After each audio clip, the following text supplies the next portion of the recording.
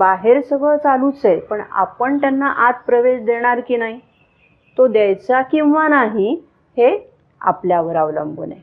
आणि इथे सजगता आवश्यक आहे. म्हणजे आता हे कामवासनेचं उदाहरण म्हणून बघूया. व्यवस्थित सुरळीत जीवन चालू आहे मनामध्ये, म्हणजे अगदी आपण रेग्युलर व्यवस्थित काय दैनंदिन कामकाज करतो आहोत, शांत सुस्थितीत आहोत, आणि अचानक कुठनं तरी मनामध्ये कामवासनेचा उदय होतो. तसं काही पाहिलेलं नाही, वाचलेलं नाही, ऐकलेलं नाही, पण अचानक ही कामवासना उफाळून आल्यासारखं होतं आणि कृती घडून जाते. हे कशातनं आलं? तर कदाचित असं होतं की त्यावेळेला हे जे चेतना आहे त्याच्यामध्ये छेद निर्माण झालेला आहे आणि तिथून हा फोर्स आत घुसतो. आणि तो फोर्स आत घुसल्यानंतर आपल्या मन प्राण शरीराचा तो ताबा घेतो आणि ती कृती आपल्या माध्यमातून घडून जाते. ठीक आहे? तेव्हा आपण सजग असलं पाहिजे. आता इथे आणखीन एक बारकावा लक्षात घेण्यासारखा आहे, तो म्हणजे की त्या फोर्सला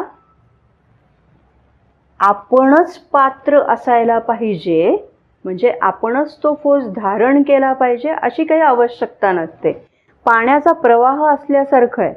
पाण्याला जिथे वाट मिळाली तिथे ते आत शिरतं, पण तिथे जर बाण घातला तर ते तिथे आत शिरत नाही, ते बाहेरच्या बाहेर निघून जातं. अगदी तसंच इथे आहे.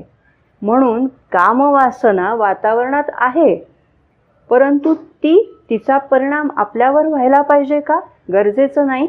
आपण जर हा दरवाजा बंद केलेला असेल तर तो प्रवाह पुढे निघून जाईल, त्याला दुसरं माध्यम मिळेल आणि दुसरीकडे ती कृती घडेल. लक्षात येतंय? त्यामुळे आपलं मन प्राण शरीर, आपण ज्या उच्च ध्येयाकडे निघालेलो आहोत, उच्चतर चेतनेकडे आपल्याला जायचं आहे किंवा अंतर्मुख व्हायचं आहे, या चेतनेला ह्या सगळ्या युनिव्हर्सल फोर्सेसपासनं आपल्याला जपायचं असेल तर आपल्यामध्ये असलेलं हे कवच आहे. ठीक आहे? ते कवच इंटॅक्ट राहणं हे याच्यासाठी जे अध्यात्मामध्ये सूत्र सांगितलं जातं ते म्हणजे समता.